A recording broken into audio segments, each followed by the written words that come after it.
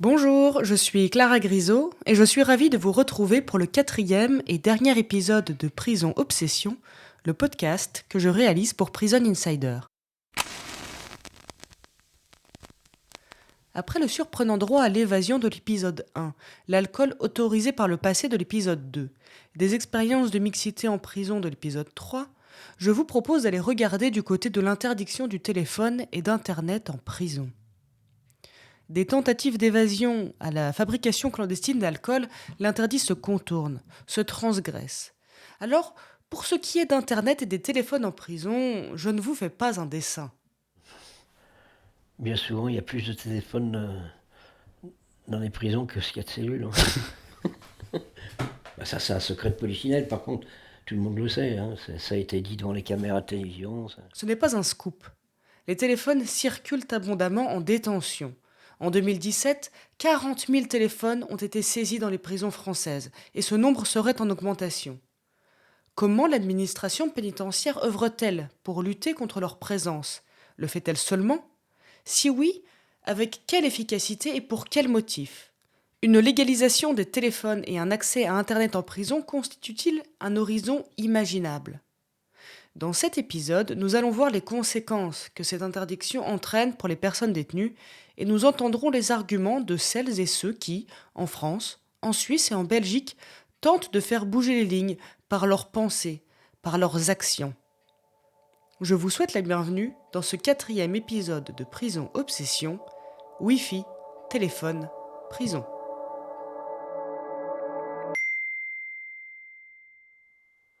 Enfin, je vais pas vous apprendre qu'en prison, il y a du trafic, il y a de l'alcool, il y a du shit, il y a des bagarres.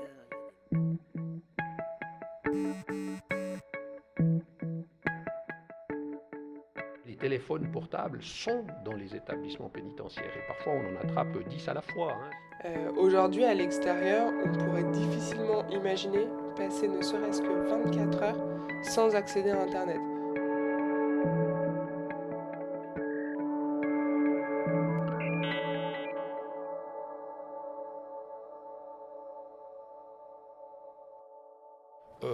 Les téléphones portables existent en prison. La meilleure manière de faire en sorte qu'ils existent moins, c'est de mettre un téléphone par cellule, même s'il n'est pas portable, peu importe, mais au moins permettre la communication. Comme ça, on évite que les gens qui veulent seulement communiquer avec leur famille prennent des téléphones avec lesquels ils peuvent faire mille autres choses, puisque le smartphone, il est plus utilisé dans son élément smart que dans son élément phone. Donc, on fait plein de choses avec, autres que téléphoner. Peut-être reconnaissez-vous cette voix, c'est celle d'André Kuhn. J'avais rencontré ce criminologue suisse à l'occasion du premier épisode, celui sur l'évasion. J'en avais profité pour lui demander ses réflexions au sujet des téléphones en prison. Il pointait alors la nécessité d'encadrer l'usage des téléphones portables ou de permettre l'accès à des téléphones en cellule. En France, la loi pénitentiaire de 2009 consacre le droit des personnes détenues à entretenir une correspondance téléphonique afin de contribuer au maintien des liens familiaux ou encore à préparer sa défense. Des téléphones filaires équipent ainsi de nombreux établissements pénitentiaires. Seulement voilà, si la présence de téléphones fixes en cellule résout l'accès à toute heure au téléphone, elle ne règle pas tout, ce que nous explique Prune Missoff. Elle travaille à la section française de l'Observatoire international des prisons. Le développement des téléphones fixes en cellule a vocation à être sur l'ensemble des prisons françaises. En termes de confidentialité, dans les maisons d'arrêt, où ils sont plusieurs par cellule, en fait, vous passez votre coup de téléphone avec potentiellement 2 ou 3 personnes qui sont là et qui entendent votre conversation, qui eux peuvent être aussi potentiellement gênés par votre conversation, et vous pouvez vous sentir envahi par la présence d'autres personnes. Ce qui peut conduire aussi certaines personnes détenues, par exemple, à faire le choix de ne pas aller en promenade pour profiter de l'heure de promenade, pour pouvoir appeler tranquillement sa famille ou son avocat. Je donne aussi l'exemple de l'avocat parce que c'est particulièrement important d'avoir en tête que quand on est dans une cellule avec des co-détenus, tout ce qui tient au secret de l'affaire pénale, de la discussion autour de la défense qu'on peut avoir avec son avocat, c'est quand même très problématique de ne pas pouvoir le faire en toute confidentialité. Téléphoner depuis sa cellule ou depuis les coursives est donc possible, mais pas à n'importe quel prix. Eh oui. En plus de l'absence d'intimité, les appels sont onéreux. La section française de l'OIP écrit « Parler 20 minutes sur un fixe ou un mobile peut atteindre 25 euros. Un mois à ce rythme, c'est 775 euros. » À ce tarif, l'intérêt d'acquérir un téléphone portable s'avère donc rentable. J'ai rencontré Roland. Cet ancien détenu est sorti en 2018 et a purgé au cours de sa vie un total de 28 années de prison. Je lui ai demandé s'il en avait un, lui, de téléphone portable. Tout le monde, bien sûr. J'en avais un. J'ai jamais eu le même, mais j'en avais en permanence un, bien sûr. Bien sûr.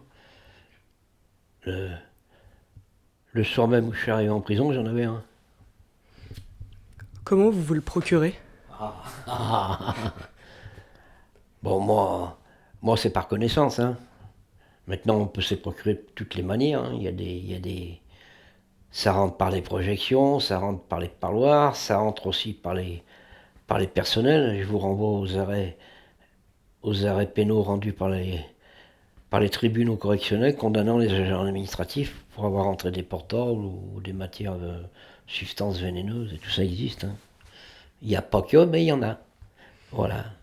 Mais autrement, oui, c'est une vaste hypocrisie. De continuer à l'interdire, c'est une vaste hypocrisie. Cette pratique illégale semble, dans la bouche de Roland, particulièrement banale.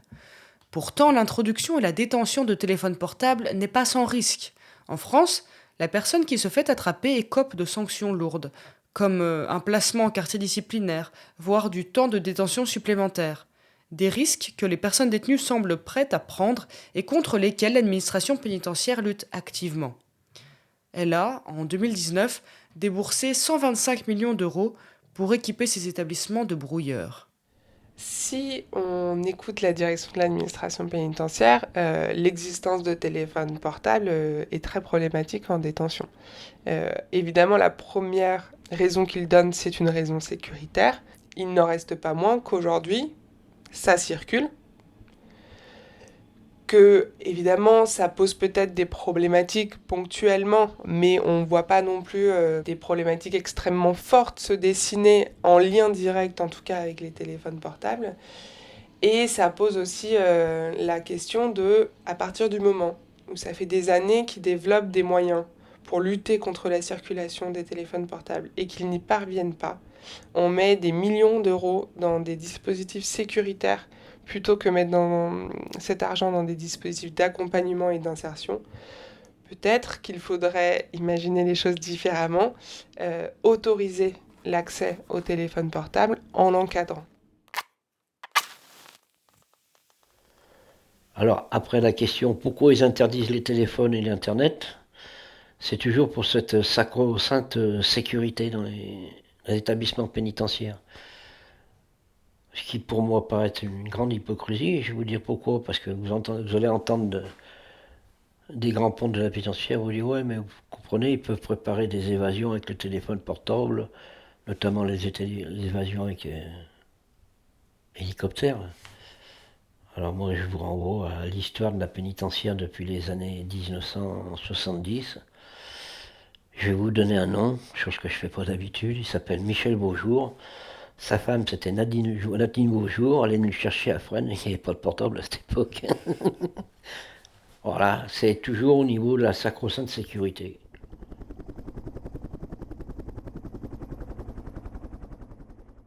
À écouter ces deux personnes, les téléphones portables représenteraient finalement un danger minime.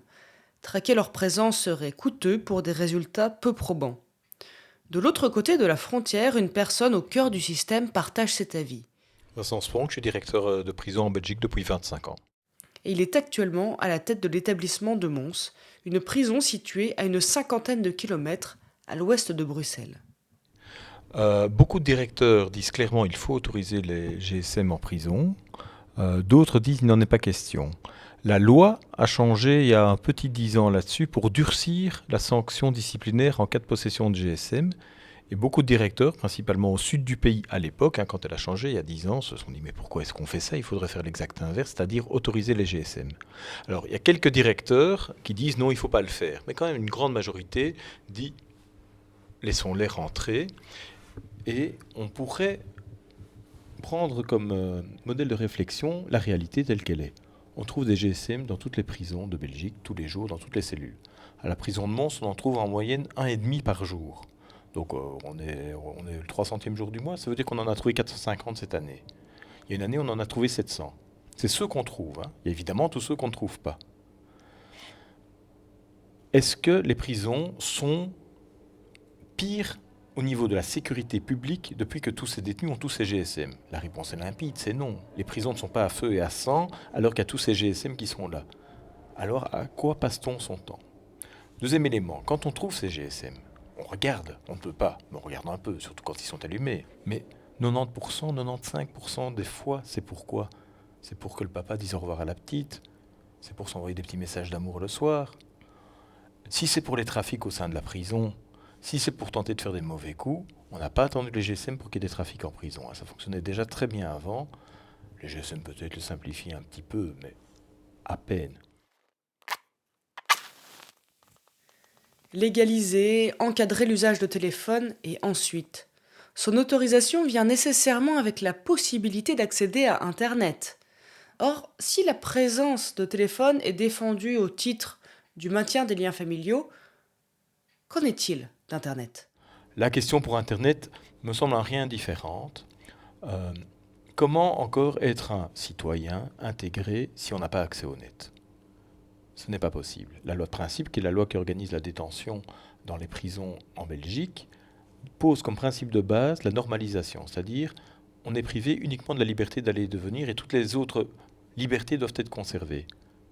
On peut, dans une société libre, normale, démocratique, donc en Belgique, on peut avoir Internet chez soi. À la limite même, on doit avoir Internet chez soi maintenant. De quel droit interdit-on les détenus d'avoir ce droit-là? Alors qu'il y a un contrôle a posteriori, pour voir s'il n'y a pas un usage foireux, ce serait, faisons ça, parce que sans doute en effet, il y a certains problèmes qui peuvent se produire. Mais attendons que l'infraction ait eu lieu pour punir, plutôt que de punir tout le monde d'office, sans infraction commise. Je trouve qu'il y a un problème de droit fondamental. La normalisation dont je vous parlais doivent être partagées, mais il y a aussi une privation du droit à l'insertion, alors qu'on nous bassine à longueur de temps que les prisons sont là pour insérer. Je pense que la démocratisation d'Internet dans la société, pour les prisonniers, ne fait que renforcer la rupture entre l'intérieur et l'extérieur. Aujourd'hui, à l'extérieur, on pourrait difficilement imaginer passer ne serait-ce que 24 heures sans accéder à Internet. Que ce soit pour accéder à l'information, que ce soit dans l'éducation, au travail, l'accès à la culture, nos communications avec les autres, quasiment tout passe par Internet. En prison, ils n'ont pas du tout accès à ça, c'est interdit, et c'est quelque chose qui aujourd'hui est complètement banalisé, alors que les conséquences sont énormes en termes de ségrégation par rapport au reste de la société. C'est-à-dire que, outre la privation de liberté d'aller et de venir, qui est un enfermement physique, qui est la sanction pénale d'emprisonnement, on y ajoute une ségrégation sociale, où les personnes ne vont pas avoir accès à tout ce que je viens d'énumérer, qui sont pourtant pour beaucoup le droit à l'accès à la culture, l'accès à l'information, la défense de ses droits, tout ça ce sont des droits fondamentaux, le maintien de la vie privée et familiale, et donc les personnes détenues s'en retrouvent complètement privées. La section française de l'OIP, dont fait partie Prud'Missoff, se mobilise pour défendre l'accès à Internet en prison.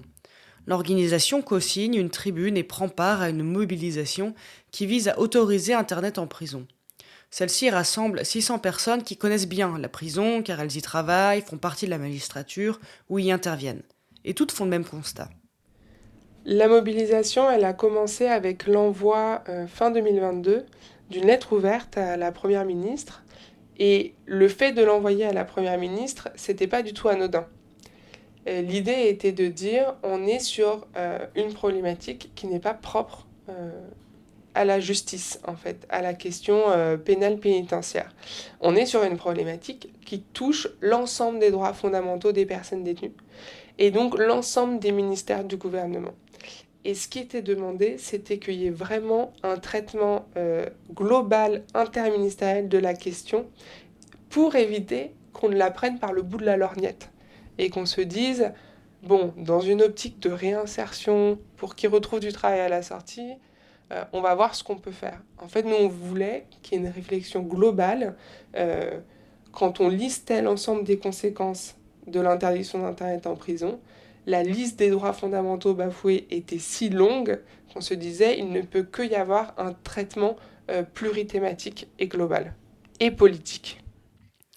Pour l'heure, cette mobilisation n'a pas donné lieu à des résultats très probants, ce qui pose de vraies questions. En France, des détenus qui souhaiteraient reprendre ou poursuivre des études en prison doivent composer avec l'absence d'Internet. L'apprentissage s'en trouve fortement compliqué, on s'en doute. D'autres personnes vont sortir de prison sans connaître quelques rudiments d'informatique. C'est une situation à laquelle le CLIP, le Club informatique pénitentiaire, tente de remédier. Ces bénévoles interviennent en prison pour enseigner l'informatique de base et quelques bases sur Internet, sans pouvoir accéder à Internet.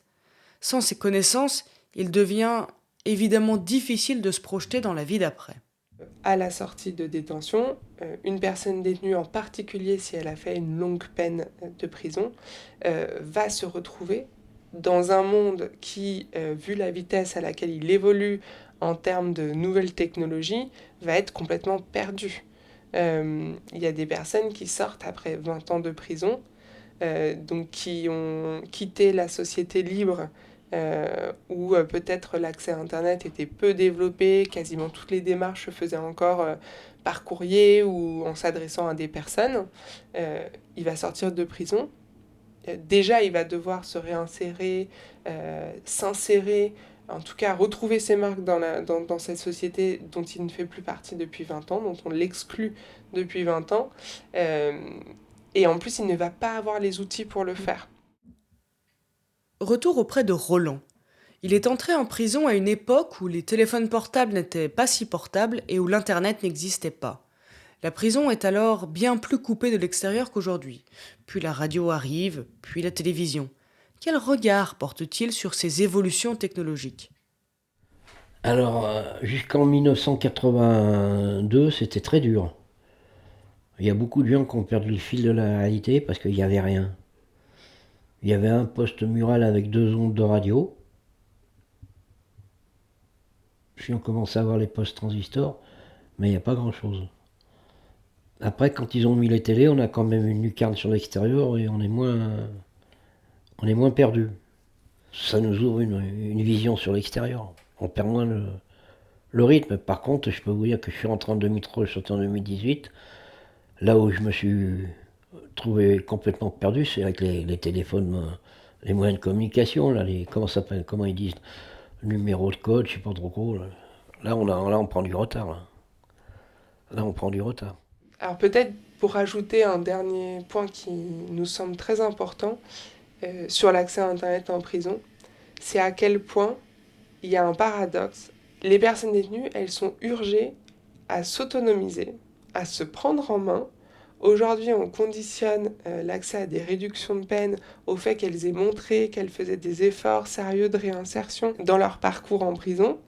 Et à côté de ça, on leur interdit d'accéder au seul outil qui leur permettrait de se rendre actrices de leur quotidien. Et ça, c'est un paradoxe qui est quand même assez fou et qu'on ne dépassera pas tant qu'il n'y aura pas un accès à Internet en prison. Dehors, le monde évolue vite et n'attend personne. Nombreux sont ceux qui se retrouvent au bord du chemin. Personnes âgées, publics précaires. Ceux qui ne prennent pas le train en marche peuvent payer cher leur déconnexion subie. La prison est remplie de personnes qui cumulent les précarités. Précarité culturelle, précarité économique, précarité sociale. La personne qui sort de prison doit, pour entamer sa réinsertion, enclencher des démarches.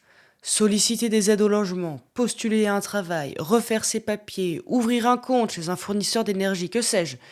Or, toutes ces démarches sont de plus en plus dématérialisées, et c'est ce que m'explique Félix Tréguier. Il est chercheur associé au sein du Centre Internet et Société du CNRS et membre de la Quadrature du Net, une association de défense et de promotion des droits et libertés sur Internet. Et le fait de ne pas avoir accès à des personnes en chair et en os dans les guichets des services publics, c'est un facteur d'exclusion parce que on en fait en fait toutes et tous l'expérience. C'est des interfaces souvent mal fichues, extrêmement complexes, Auparavant, on pouvait avoir accès à des personnes qui nous aidaient dans ces démarches. Aujourd'hui, on se retrouve confronté à des interfaces sur des écrans, soit chez nous, soit dans les halls d'accueil de ces services publics. Et donc, en tant que tel, la dématérialisation est facteur d'exclusion. Et d'ailleurs, c'est très bien souligné par la défenseure des droits dans ses rapports sur la question, où elle appelle à un droit même à avoir accès à un guichet peuplé d'humains en chair et en os. Et on le comprend, en fait, une bureaucratie, c'est déjà suffisamment complexe et déshumanisant pour ne pas en rajouter une couche en dématérialisant tout. Ça peut être très pratique dans plein de cas, mais on voit aussi que dans plein de contextes, en fait, ces logiques de dématérialisation, elles accompagnent un mouvement austéritaire qui consiste à supprimer des postes dans ces services publics, et ce qui aboutit in fine à dégrader très fortement la relation des usagères et usagers des services publics à ces administrations. On parle pas le même langage. Moi, je parlais avec mon langage des années d'avant, et eux, ils parlaient avec leur langage de la modernité, là, de cette évolution qu'il y a. Oui, au départ, il y a beaucoup de problèmes. Un ordinateur, vous mettez un ordinateur devant moi, je ne m'y suis jamais intéressé. Les seules fois où je me suis intéressé, c'est la première association qui m'a aidé pour sortir. Là. Ça a duré 3 jours, mais j'y arrivais pas à assimiler. Ben, j'étais à l'ouest. Complètement. Identifiant, pas identifiant, machin et tout. J'étais à l'ouest. Hein. Maintenant, j'arrive à m'en rappeler un peu parce que j'ai tout marqué les identifiants de différentes administrations. Mais au départ, ouais, j'étais complètement à l'ouest. Là. Il a fallu qu'on m'aide. Hein. Moi, j'en étais encore au fait que j'avais un problème avec... avant, j'avais jamais de problème avec eux parce que j'étais en dehors de la société. Mais le peu que j'ai pu avoir, j'allais au guichet, je me chopais avec l'agent administratif, je discutais 2 minutes et c'était réglé. Tandis que maintenant, attendez, machin, tapez 1, tapez 2, tapez 3, faut attendre 10 minutes, après ça coupe, faut refaire le numéro. C'est compliqué maintenant, non? Et je me suis toujours pas fait parce que je m'y intéresse pas. Et ça va très bien comme ça. En France, tous les établissements pénitentiaires ne sont pas encore équipés de téléphones fixes en cellule, et ceux qui le sont voient encore pulluler les téléphones portables. Pour endiguer des communications présumées dangereuses, des brouilleurs coûteux sont installés. Mais ces derniers brouillent mal, ou ils brouillent trop. Les riverains des prisons se plaignent, par exemple. Le défenseur des droits, le contrôle général des lieux de privation de liberté, la Commission nationale consultative des droits de l'homme ou encore le Conseil économique, social et environnemental se prononcent en faveur d'un usage encadré d'Internet. Plusieurs pays en font la démonstration, c'est possible. Certains donnent accès à des sites contrôlés pour préparer une recherche d'emploi et apprendre les bases de l'informatique. Aux États-Unis, des systèmes de communication par voie électronique ont fait leur apparition. C'est possible. La solution qui consisterait à autoriser le téléphone portable ou à encadrer l'accès à Internet ne fait pas recette. L'idée apparaît comme une disposition laxiste, un danger, une faille dans un dispositif sécuritaire. L'enjeu de la sécurité, partout, tout le temps. Eh ben, l'obsession de l'administration pénitentiaire, l'obsession numéro 1, c'est l'évasion. Donc c'est pour ça que les téléphones sont interdits. La mission essentielle de l'ordre pénitentiaire qui est évidemment la sécurité à tout prix et le maintien des gens dans leur enfermement. Pourtant la France c'est le pays des droits de l'homme, etc. Mais on a une conception de la prison qui doit être un lieu de punition. À force de punir, on en arrive à mettre les personnes dans une situation d'indignité. On a toujours cette logique sécuritaire qui limite beaucoup le risque sécuritaire, qui apparaît toujours. C'est les évasions et avec les évasions. C'est-à-dire que ça passe même avant votre santé, avant votre vie, quoi.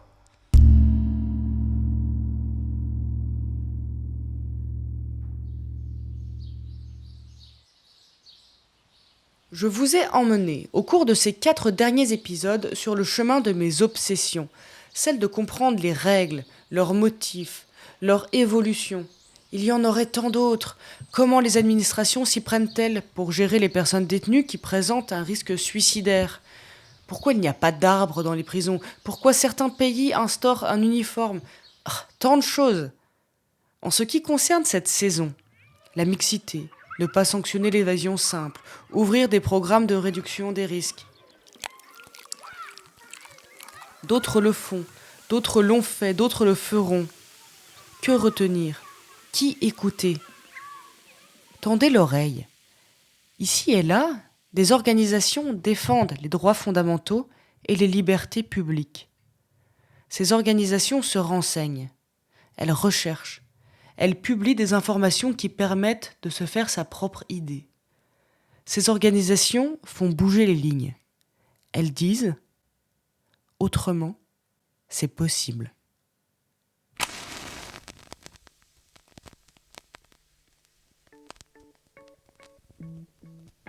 Je suis Clara Grisot, je vous remercie pour votre écoute au cours de ces 4 épisodes du podcast Prison Obsession que j'ai écrit et réalisé avec le soutien de Prison Insider.